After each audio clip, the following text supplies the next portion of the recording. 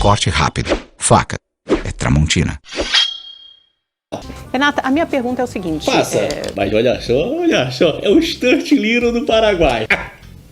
Ai, que merda! Eu acho que a reforma liberal, a agenda liberal do Paulo Guedes é importantíssima. A minha única questão é se essa agenda, de alguma forma, não se inviabilizou diante da crise, porque ninguém previa esse cenário de pandemia. A verdade é que a gente vai ter o pós-pandemia, o governo está com dificuldade, não por incompetência, porque é difícil mesmo encaixar o renda cidadã, que todos sabem que é necessário. Tá vendo? Como esquerdista, pelo menos um pouco coerente. Acho que todos, de esquerda a direita também, esse é um outro tema sobre o qual todos concordam que é necessário, mas ninguém consegue achar a fonte de financiamento porque o teto de gastos pressiona. Acho que a gente pode discutir isso mais especificamente mais tarde. Mas a minha pergunta é: até que ponto essa agenda liberal fica comprometida no pós-pandemia, em que talvez o Estado seja obrigado a gastar mais para acudir uma série de pessoas que ficaram em situação de vulnerabilidade? Legal. Eu já vou começar discordando respeitosamente de que o renda cidadã é necessário. Já começou discordando. A gente precisa de ambiente de negócios. O Ronald Reagan falava que o melhor programa social é o emprego. Corte rápido. Faca. É Tramontina. Então não adianta você fazer um renda cidadã, assim, que a gente já tem outros programas, e não que eu seja contra programas de redistribuição de renda. É importante ter esses programas, como já aconteceu com Bolsa Família, até na retirada das pessoas de uma faixa muito extrema de pobreza. Mas o mais importante... Eu até penso no negócio do Bolsa Família, eu vou falar depois. Importante para essas pessoas é voltarem a produzir. Então a gente lembra muito que o lockdown, da maneira como foi feita, sem nenhum tipo de planejamento, usando ciência, entre aspas, de um lado, tudo isso contribuiu para uma tempestade perfeita, onde a gente vinha tentando se recuperar de crises passadas e agora a gente está encarando uma crise que é uma crise sem precedentes, uma crise que a gente não tinha como prever. O que deve estar passando na cabecinha do Stuart Little nesse momento? Então, o Estado pode intervir inicialmente, como fez, só que qual que é o custo disso? A gente vai ter aqui um déficit em 2020 previsto de 866 bilhões.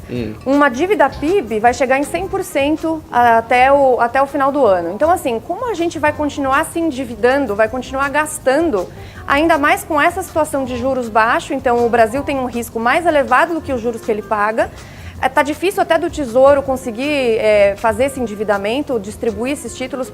Tem até deságio hoje na Selic. Então, se você vai no mercado e vai ver o preço da LFT, né, que é o título público indexado à Selic, ela está até com deságio, porque o mercado enxerga que a taxa de juros está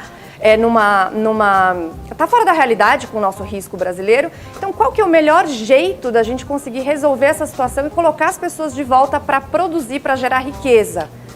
Fazendo as reformas estruturais e melhorando o ambiente de negócios. Ou seja, gerando emprego. É simples. Então, se o Brasil a posição 124 de 190 do ranking Doing Business do Banco Mundial, não adianta eu fazer um renda cidadã e aí, principalmente, tentar fazer aí uma loucura.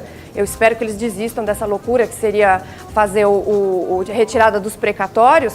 Não adianta você fazer isso se o principal a gente não vai fazer, que é, primeiro, cortar os gastos na carne. O governo precisa fazer isso, fala disso desde a eleição e nós não vimos isso de forma realmente abrangente. Precisa de melhoria na reforma administrativa, reforma tributária realmente mais complexa, tirando a complexidade tributária, reduzindo impostos, ou seja, deixando o ambiente de negócios mais favorável.